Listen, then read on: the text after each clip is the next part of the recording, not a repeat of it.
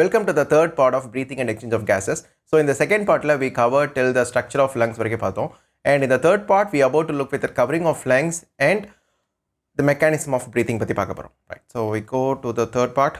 So lungs you have the two coverings lungs. So the outer layer is called the parietal layer.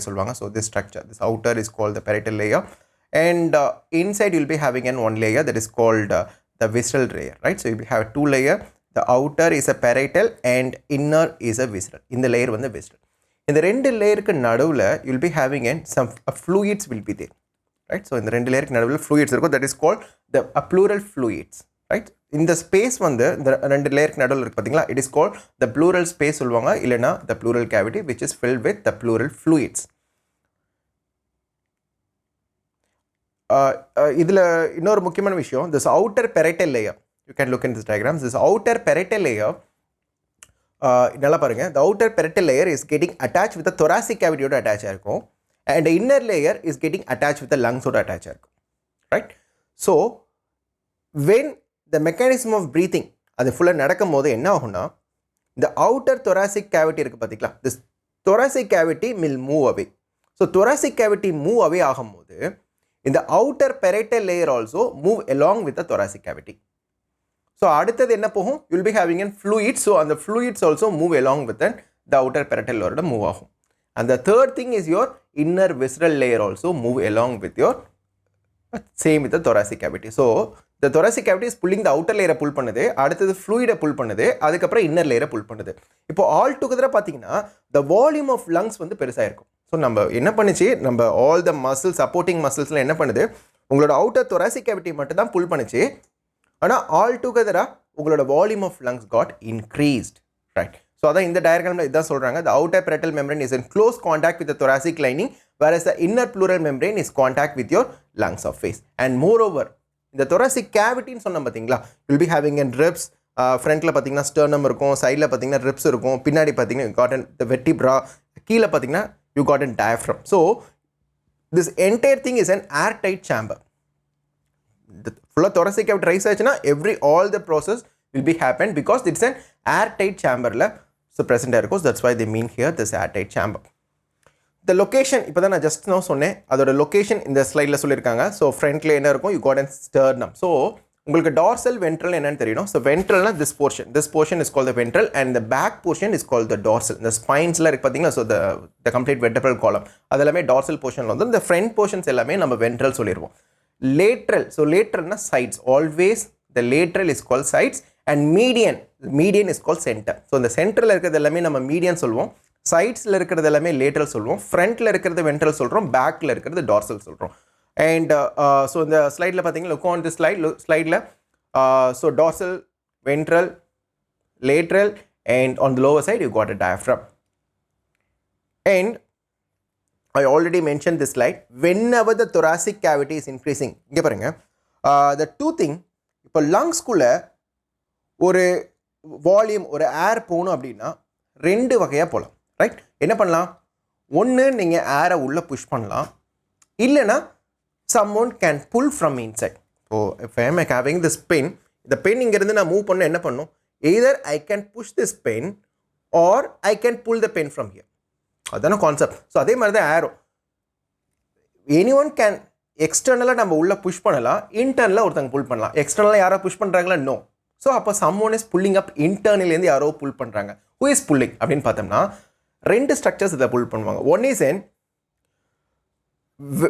கீழே இருக்கிறவங்க you got the diaphragm, இங்கே பாருங்க, you got the diaphragm here. So இந்த diaphragm என்ன பண்ணுவாங்க, so during the mechanism of breathing, right, so in the diaphragm it's pulling up the outer layer, outer parietal layer pull பண்ணும். Right. The same wise the thoracic cavity சொன்ன பார்த்தீங்களா, you got a ribs, and thoracic cavity will pull the outer layer this side, இந்த பக்கம் புல் பண்ணுவாங்க. So இப்போ ரெண்டு பேர் புல் பண்ணுறாங்க. ரைட். ஸோ உங்களோட thoracic cavityயும் இப்படி சைடில் புல் பண்ணுறாங்க, along with diaphragmமும் கீழே புல் பண்ணுறாங்க. இப்போ நீங்கள் பார்க்குற இந்த டயக்ராம் வந்து இதுதான் normal shape of the diaphragm. இங்கே இருக்குது பார்த்தீங்களா, this is your normal shape of the diaphragm. ஒரிஜினலாகவே இந்த diaphragm இந்த ஷேப்பில் தான் இருக்கும். அதோட just look on carefully, அதோட full parietal layer is getting attached with the diaphragm. இந்த parietal layer பார்த்தீங்கன்னா, this is your parietal layer. This parietal layer is closely attached with the diaphragm. So diaphragm contract ஆகுது அப்படின்னா it come to this position. இந்த பொசிஷனுக்கு வந்துடும். அதாவது நீங்கள் inspire பண்ணும்போது diaphragm comes down. So diaphragm வந்து கீழே வந்துடுது. ஸோ கீழே வருதுன்னு என்ன பண்ணுது, உங்களோட parietal layer புல் பண்ணிட்டு வருது, ஃப்ளூயிடை புல் பண்ணுது, இன்னர் லேயரை புல் பண்ணுது, your volume of lungs increase. Imagine இப்போ ஃபுல்லாக புல் பண்ணிடுச்சுன்னா உங்கள் diaphragm இங்கே வந்துருச்சுன்னா லங்கோட வால்யூம் எவ்வளோ இருக்கும், இவ்வளோ இருக்கும். On the two sides your lung volume will be like this. So you got an this much space of your lungs is increased, that is in volume increase. So volume increase ஆச்சுன்னா when the volume increases pressure decreases. So pressure இந்த இடத்துல கண்டிப்பாக குறைஞ்சிருக்கும், right? So there will be the negative pressure created inside the lungs. ரெண்டு பேர் தனிக்கும் நான் சொல்கிறது இந்த ஒரு ஆங்கிள் மட்டும் தான் சொல்லியிருக்கேன், டயஃப்ரம் மட்டும் தான் காட்டியிருக்கேன். அதே மாதிரி அந்த சைட்ஸ்லேயும் மூவ் ஆகும். So almost the volume increases. When the volume increases, anterior posterior ஃப்ரண்ட்லன்னு சொல்லுவாங்க, இப்படியும் the volume will increase and the ventral கீழியும் it will increase. So ஃப்ரண்ட்லேயும் கீழியும், so the lungs will be like an front, இப்படி move ஆகும். Imagine இங்கே பாருங்கள், நீங்கள் breath பண்ணிங்கன்னா இப்படி move ஆகும், right? So the diaphragm will go by this way and your thoracic cavity this way. This will go on this way. Your diaphragm and your thoracic cavity will go on this way. So this is a breathing pattern. So in this entire volume is getting increased. When the volume increases, pressure automatically decreases. So negative pressure created inside your lungs, air from the atmosphere will rush inside your lungs. Right? So this is a concept. இதில் ஒரு 2-3 பிரச்சனைகள் இருக்குது. எப்படின்னா sometimes you got an in the pleural space இருக்குது பார்த்தீங்களா, there is the pleural cavity, you got in the cavity here, right? As I said, you got an the pleural fluids will be there. நான் red கலரில் mark பண்ணியிருக்க இடத்துல you'll be having the pleural fluids. So இந்த diaphragm pull பண்ணும்போது the diaphragm is pulling up, or else the thoracic cavity is pulling up because of some of the infections the fluid level will get rise. So fluid level rise ஆக ஆரம்பிச்சிடும். That condition is called the pleural effusion, accumulation of fluid. So fluid rise ஆச்சுன்னா என்ன ஆகும்? So now the diaphragm or thoracic cavity can able to pull the outer layer pull பண்ணலாம், fluids pull பண்ணலாம், but fluid pull பண்ணிக்கிட்டே இருக்கும் because the level of fluid got raised. outer layer pull பண்ணதுக்கப்புறம் fluid pull பண்ணதுக்கப்புறம் inner layer pull பண்ண ஆரம்பிச்சிடணும். But outer layer is pulling up, fluid is pulling up, till the fluid is pulling up, inner layer is not pulled off, right? So inner layer pull பண்ணவே முடியல, வெறும் outer layerயும் fluid மட்டுமே pull பண்ணிட்டு இருக்கு. So that you will be having and the breathing difficulty will be there, and just you can just take out the fluid external. You can just put a syringe here. So ஏதாவது ஒரு intercostal interribs, அந்த ribs ரெண்டு ribsக்கு நடுவில் you can put a syringe and you can take out the excess இருக்க fluid, you can take it out. So mithapadi everything is okay la, your lungs is okay, passage is okay, your diffusion is okay, everything is okay. Only problem is the small accumulation of the fluids. And the fluid மட்டும் remove பண்ணிட்டா போதும், right? So you can just put a syringe and you can just remove this particular fluid, right? இப்போ inspiration நான் சொல்லிட்டேன். inspiration எப்படி work பண்ணுது, inspiration பாருங்க. inspiratory muscles யாருன்னா இது ரொம்ப முக்கியம். இன்ஸ்பிரேஷனில் the primary muscles and secondary muscles சொல்லுவாங்க. The primary muscles is your diaphragm. Diaphragm தான் உங்களோட primary muscles, right? So primary muscle na your diaphragm. Secondary muscles is your intercostal muscles. அதுவும் external யாருன்னா, just I will write. So inspirationக்கு யாருன்னா secondary muscles is your external intercostal muscles. External intercostal, it is called intercostal. So generally intercostal கொடுத்திருக்காங்க. intercostal என்னன்னா in between the ribs, ரெண்டு ribsக்கு நடுவுல இருக்கு பாத்தீங்களா, you can see up. So இந்த ribsக்கு நடுவுல இருக்கு இந்த image. So it got an intercostal ribs. ரெண்டு ribsக்கு சென்டர்ல இருக்கிறது you got an intercostal. Coastal நாவே ribs, right? Coastal cartilage படிச்சிருப்பீங்க. coastal cartilage னா இந்த இடம் வெள்ளையா இருக்கு பாத்தீங்களா. So this section is called coastal cartilage. ribsல இருக்கிற cartilage. coastal அப்படினாவே ribs, right? intercostal na in between the ribs, it is called intercostal. அந்த ரெண்டு coastals-க்கு இருக்கிற muscle என்னென்ன மசில்ஸ் இருக்கு? ரெண்டு மசில் இருக்கு. எக்ஸ்டர்னல் இன்டர்கோஸ்டல் ஒருத்தவங்க இருக்காங்க, இன்டர்னல் இன்டர்கோஸ்டல் இருக்காங்க. இவங்களோட அரேஞ்ச்மெண்ட் மட்டும் மாறும். அந்த அந்த the shape of the the angle of arrangement இருக்கு பாத்தீங்களா, அது மட்டும் மாறும். எக்ஸ்டர்னல் இன்டர்கோஸ்டல் இப்படி அரேஞ்ச் ஆயிருக்கும், இன்டர்னல் இன்டர்கோஸ்டல் இப்படி அரேஞ்ச் ஆயிருக்கும், அவ்வளவுதான். So external intercostal will be arranged in this direction, internal intercostal will be arranged in this direction, right? So அவ்வளோதான் வித்தியாசம். இன்ஸ்பிரேஷனுக்கு யார் ஹெல்ப் பண்ணுற? diaphragm. Diaphragm is your primary muscles. Along with secondary muscles is your external intercostal muscles. External intercostal muscles will help in the inspiration. Along with இன்னொருத்தங்க கூட இருக்காங்க scalene. இங்க இருக்காங்க பாருங்க. On the top you got an scalene. So இவங்களும் will help up in the inspiration.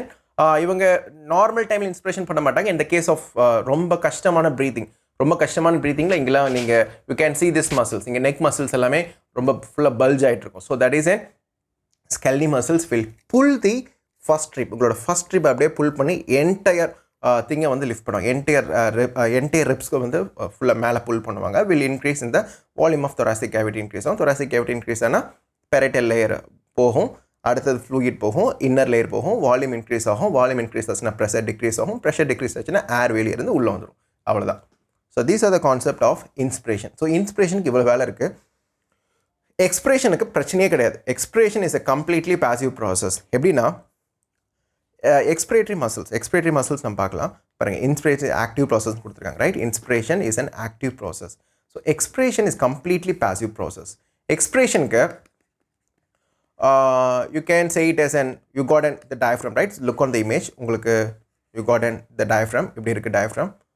So diaphragm inspirationல நார்மலாக இப்படி இருக்குன்னு சொன்னேன், இன்ஸ்பிரேஷனில் it will go down, right? இந்த diaphragmோட ஸ்பெஷாலிட்டி பார்த்தீங்கன்னா it is an recoil structure. recoil structureனா நீங்கள் ஒரு in case for example rubber band இருக்குன்னா ரப்பர் பேண்டை புல் பண்ணுறதுக்கு மட்டும் தான் you need an energy. விட்டா it will go and just push it on the just go it on the அதே பொசிஷனுக்கு திருப்பி it will just go back, right?